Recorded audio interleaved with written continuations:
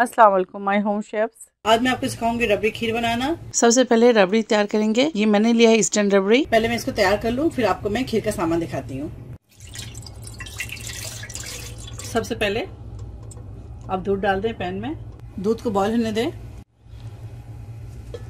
अब इसके अंदर शामिल करेंगे ड्राई रबड़ी। इसको अच्छी तरह से मिक्स करें। इस रबड़ी को आप सिर्फ इसी तरह भी सर्व कर सकते हैं। इसके अंदर इसमें हाफ के जी मिल्क डालकर पका लें इसको, और 4 सर्विंग होता है ये, लेकिन मैंने यहाँ पे दूध कम लिया है। रबड़ी आप कोई भी ब्रांड का ले लें, और मैंने लिया है इसमें 250 ml दूध, यानी कि 1 कप दूध लिया ताकि ये ठीक हो जाए। मुझे बनाना है खीर। ये देखिए ठीक हो चुका है। अब इसको हम निकाल लेंगे और इसे ठंडा करेंगे। और यहाँ है खीर का सामान, आपको दिखा दूं मैं। ये fresh coconut, fresh cream, rice को 3 से 4 घंटे मैंने पहले भिगो दिया था, और ये रबड़ी जब मैं आपको तरीका सिखाया बनाने का। और यहाँ है कंडेंस मिल्क। इसको आपने लेना है ज़्यादा नहीं, हाफ कप लेना है, क्योंकि ऑलरेडी ये रबड़ी बहुत ज़्यादा मीठा है। और यहाँ है पिस्ता और बादाम।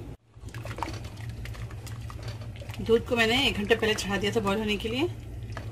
ये बॉईल हो जाए। अब चावल को ग्राइंड कर दूध के अंदर शामिल कर दें। चावल को पीस लें, उसके बाद इसके अंदर शामिल कर दें। ये देखिए चावल गल चुके हैं। हम इसके अंदर शामिल करेंगे कंडेंस मिल्क। जितना आपको मीठा पसंद है उस लिहाज से आप डालें इसको। बहुत ज़्यादा भी ना मीठा करें और बहुत ज़्यादा भी इसको फीका ना रखें।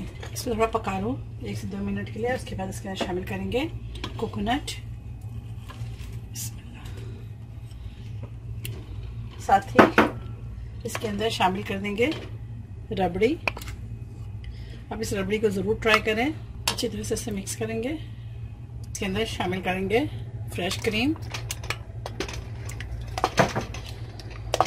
इस खीर को आप ज़रूर ट्राई करें और मुझे फीडबैक देना ना भूलें। आप मुझे आपके फीडबैक का इंतज़ार रहेगा। सिर्फ 1 मिनट और दें, इसको अच्छी तरह से मिक्स हो जाए।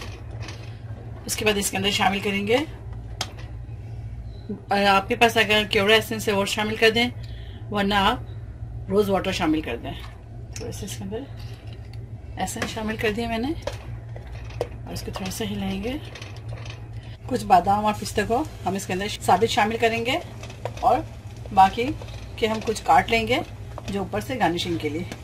ये देखिए एक खीर कंप्लीट हो गया है। अब फ्लेम ऑफ करेंगे। अब इसको बिल्कुल ठंडा कर लें। ठंडा करने के बाद इसे सर्व करें। आप ऊपर से बादाम और पिस्ता काट कर सर्व करें।